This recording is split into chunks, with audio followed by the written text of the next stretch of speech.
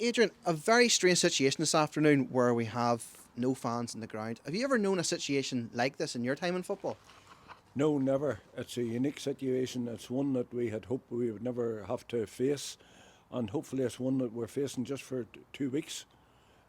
Football can't go on with the crowds that we've had. I mean, we've been lucky with what 400 to 500 here for the 3 home games that we've had, and we've been lucky to have that. Quite honestly, when you consider Premier League football is the elite level of football, we're allowed to play where other sports aren't, and we've got to set an example.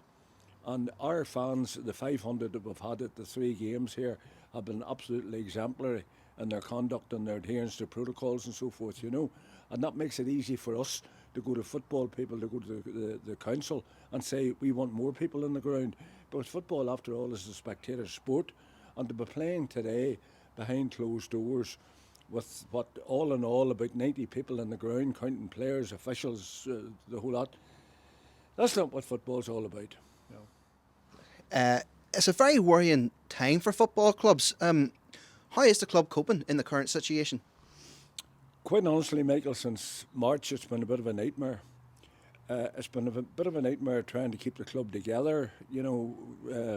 When football stopped suddenly in March, we didn't know whether it was going to start again or not.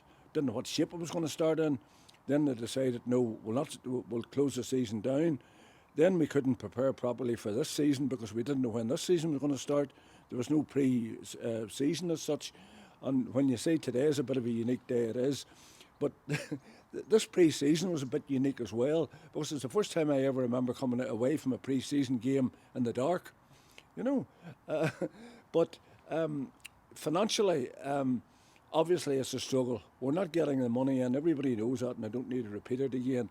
And unfortunately, we rely on the fans for an awful lot of support. We rely on fans in here on a match day, whether they're buying lottery tickets, whether they're buying at the club shop, whether they're and they do this, whether they come and donate money to the club.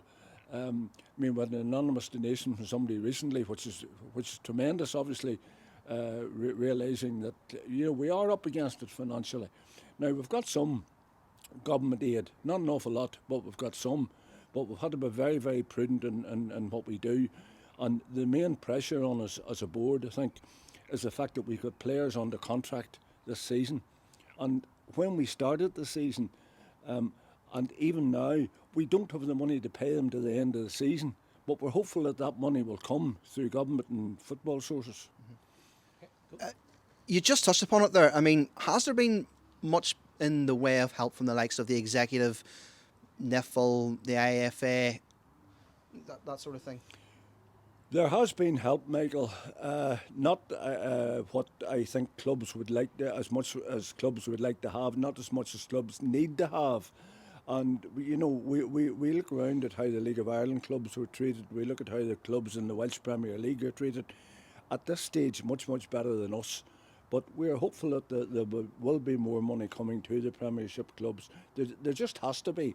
Otherwise, there'll be serious questions asked in this league just after Christmas. How frustrating is that for you as a chairman? Michael, it's the biggest worry I have had in 24 years that I've been fortunate to be the club chairman.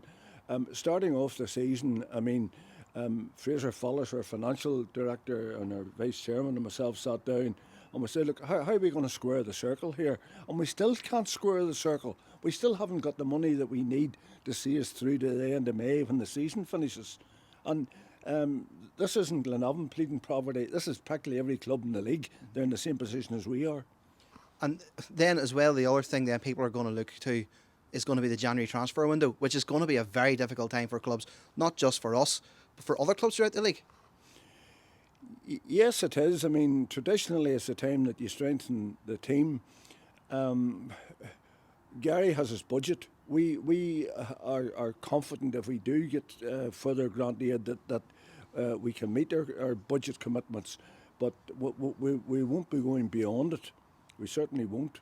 Our prime objective at this football club is to keep the club solvent. That's first and foremost.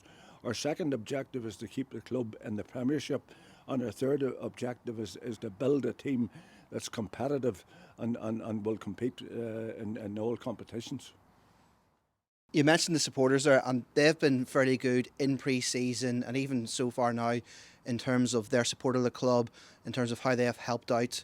I think back as well even to the start of the COVID with the initiative that was held here to go out and to reach out to other clubs. Are there any moments that have stood out for you in the last few months? I think undoubtedly the COVID-19 initiative.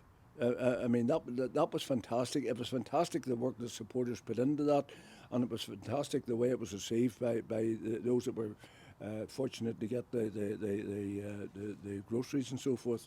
That was a big thing for the club. I think we regard ourselves as a community club, and it was an opportunity to demonstrate what the community means to us.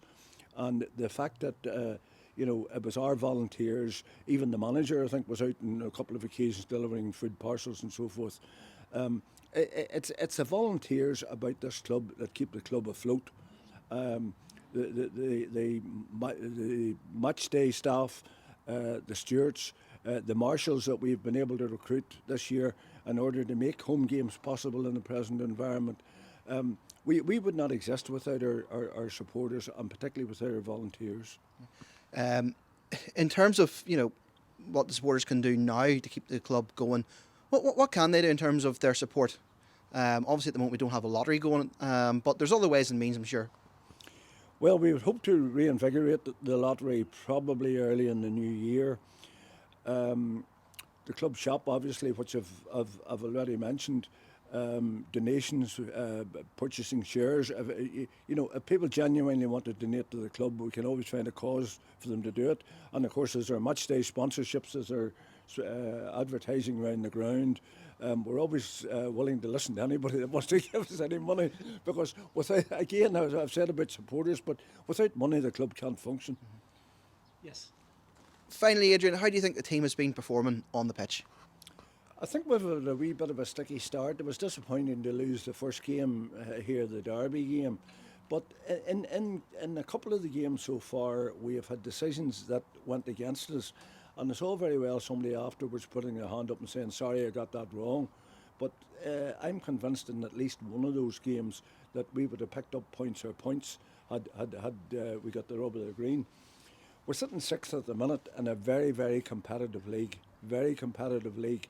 We have clubs above us who have much more financial resources than we have for various reasons. But I think at this stage, to be in the top six, that's where we want to be, and any higher that we can get.